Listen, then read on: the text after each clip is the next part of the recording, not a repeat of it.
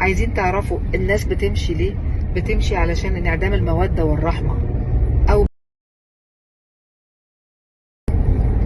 عايز تعرف هي مشيت ليه؟ مشيت علشان ما حسيتش بالمساندة، مشيت علشان كنت دايما تطلعها غلطانة، مشيت علشان كنت تنتقدها قدام الناس، مشيت علشان كنت دايما تتهمها بالفشل كزوجة وكأم وإنها مش فالحة في أي حاجة. عايزة تعرفي هو بقى مشي ليه؟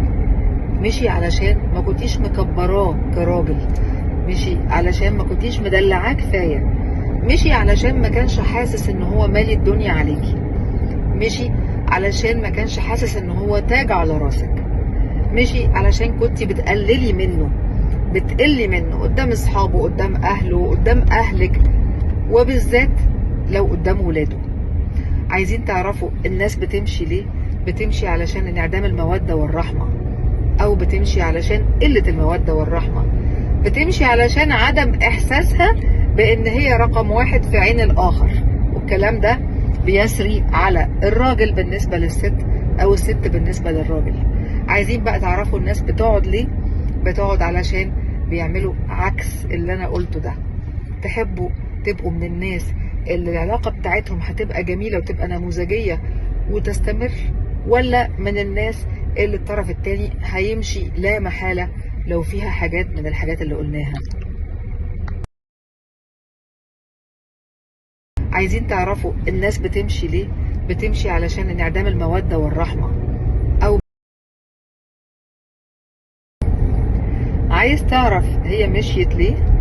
مشيت علشان ما حسيتش بالمساندة، مشيت علشان كنت دايما تطلعها غلطانة، مشيت علشان كنت تنتقدها قدام الناس، مشيت علشان كنت دايما تتهمها بالفشل كزوجة وكأم وإنها مش فالحة في أي حاجة.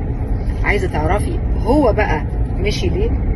مشي علشان ما كنتيش مكبراه كراجل، مشي علشان ما كنتيش مدلعاه كفاية، مشي علشان ما كانش حاسس ان هو مالي الدنيا عليكي، مشي علشان ما كانش حاسس ان هو تاج على راسك، مشي علشان كنتي بتقللي منه، بتقلي منه قدام اصحابه، قدام اهله، قدام اهلك، وبالذات لو قدام ولاده. عايزين تعرفوا الناس بتمشي ليه؟ بتمشي علشان انعدام المودة والرحمة، او بتمشي علشان قلة المودة والرحمة، بتمشي علشان عدم احساسها بان هي رقم واحد في عين الاخر. والكلام ده بيسري على الراجل بالنسبة للست او الست بالنسبة للراجل. عايزين بقى تعرفوا الناس بتقعد ليه؟ بتقعد علشان بيعملوا عكس اللي انا قلته ده. تحبوا تبقوا من الناس اللي العلاقة بتاعتهم هتبقى جميلة وتبقى نموذجية وتستمر، ولا من الناس اللي الطرف التاني هيمشي لا محالة لو فيها حاجات من الحاجات اللي قلناها؟